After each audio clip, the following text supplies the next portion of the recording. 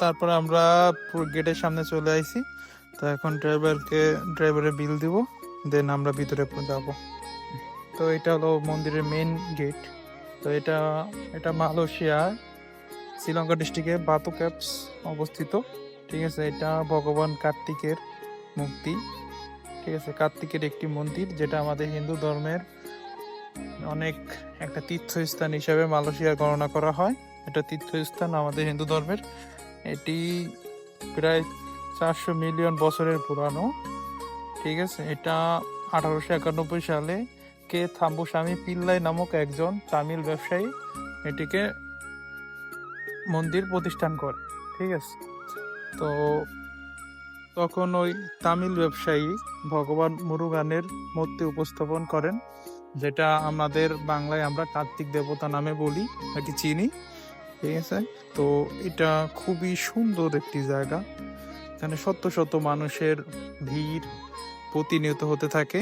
এটা বিশাল পাহাড়, যেখানে ওই যে লম্বা সিঁড়িগুলো আছে, ওইখানে প্রায় 272টি সিঁড়ি আছে। 272টি সিঁড়ি পেরিয়ে ভগবান দর্শনে যেতে হয়। ভগবানের ভিতরে মূর্তি আছে, তো পরে আশা করি আপনার ভিডিওটা দেখবেন।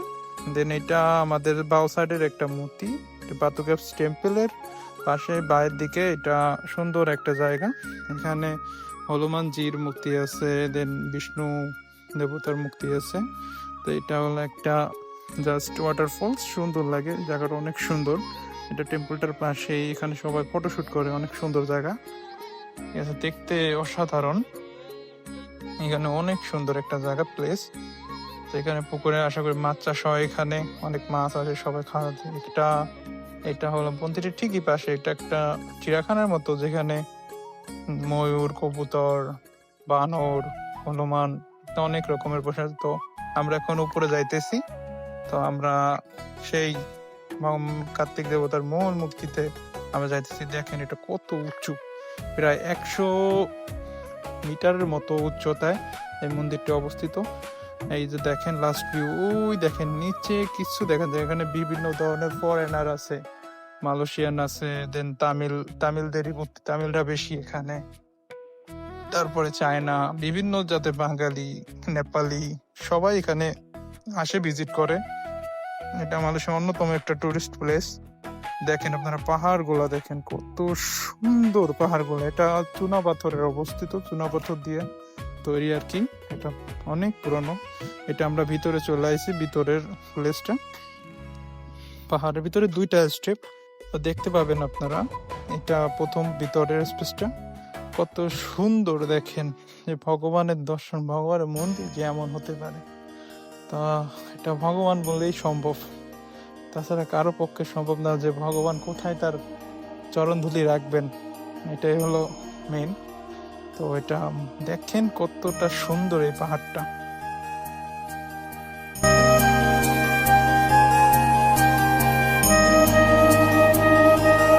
তারপরে এখন আমরা মন্দিরের গেটে, এখন মন্দিরের ভিতরে প্রবেশ করব।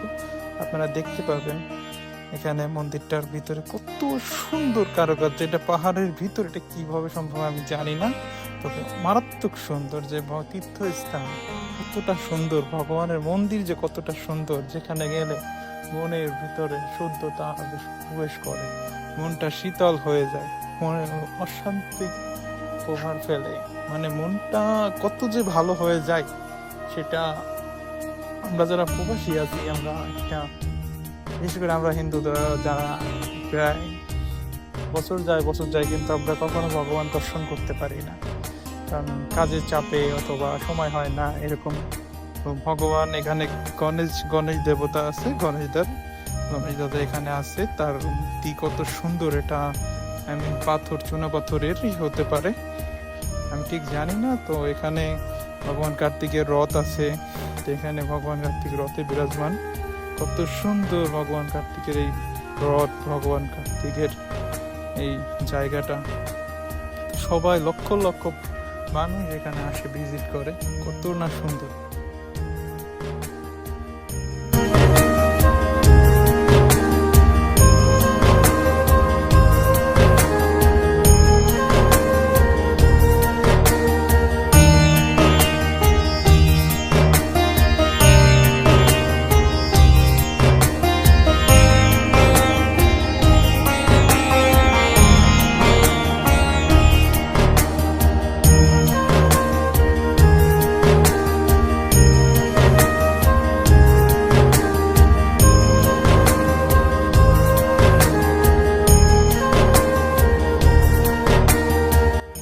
এটা হচ্ছে ঠিক ওই পাহাড়টার ভিতরেই আরেকটা সিঁড়ি, যেখানে মেইন যেই মন্দির প্রতিষ্ঠান আছে সেইখানে আমরা যাবো এই পাহাড়টার মাধ্যমে। এইটা হলো মেইন মন্দিরের পাশে। এটা কি দেবতা এটার নাম আমি বলতে পারি না ঠিক।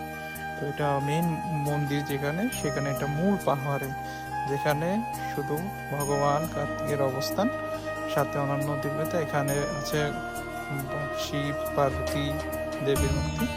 তো এখানে তারা একসাথে ব্রহ্মা আছে।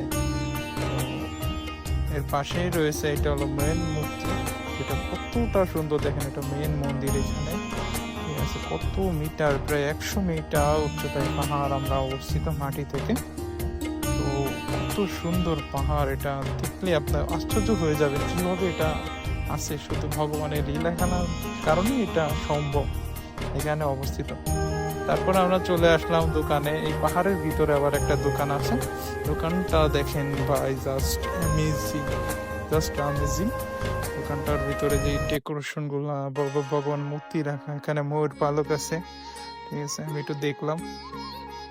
দেন সামনে গেলেই এখানে আছে ভগবানের টেম্পল গুলা, ছোট ছোট মূর্তি গুলা, যেটা এখান থেকে সবাই কিনে নিয়ে যায়, ঠিক আছে। তারপরে এখানে আছে ভগবানের এই যে মূর্তিগুলা, কত গর্জিয়াস এই মূর্তিগুলা। দেন মালয়েশিয়া, এখন ওখান থেকে আমরা নিচে চলে আইছি।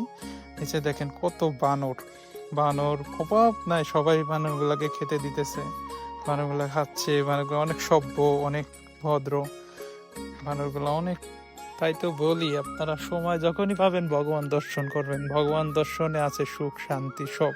তারপরে আমরা চলে আসলাম তামিল একটা রেস্টুরেন্টে। সেখান থেকে আমরা দুপুরে লাঞ্চটা করে নিলাম। তো রেস্টুরেন্টটা খুবই সুন্দর। এখানে নিরামিষ ভোজন হয়, তো নিরামিষ যত আইটেম আছে এখানে ভাত, ডাল, সবজি দিয়েছিল। তো তারপরে আমরা চলে আসলাম পাশের যে মন্দিরটা, সেই মন্দিরটায়, যেখানে ভগবান কার্তিকের মেইন মন্দির, যেখানে ভোগ আরতি হয়, কীর্তন হয় সেখানে। তো এখানে মন্দিরটা দেখেন কত সুন্দর মন্দিরটা। তো মন্দিরটা অনেক সুন্দর, তো আপনারা দেখেন।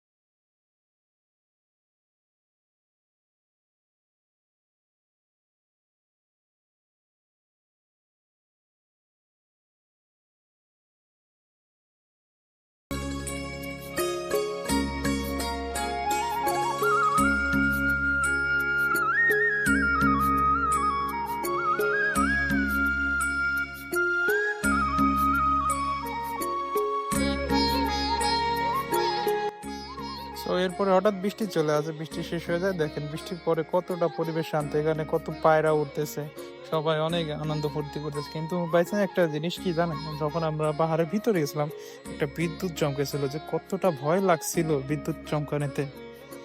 তো লাস্ট, তো সবাই ভালো থাকবেন। এই ছিল আমাদের আজকে ভিডিও মালয়েশিয়া বাতু ক্যাপসের। তো এটা বাতু ক্যাপস লেখা যা সবাই ফটোশুট করে। তো আশা করি ভালো থাকবেন সবাই। নমস্কার, থ্যাংকস ফর ওয়াচিং। সবাই নতুন হলে একটু সাবস্ক্রাইব করে দিবেন।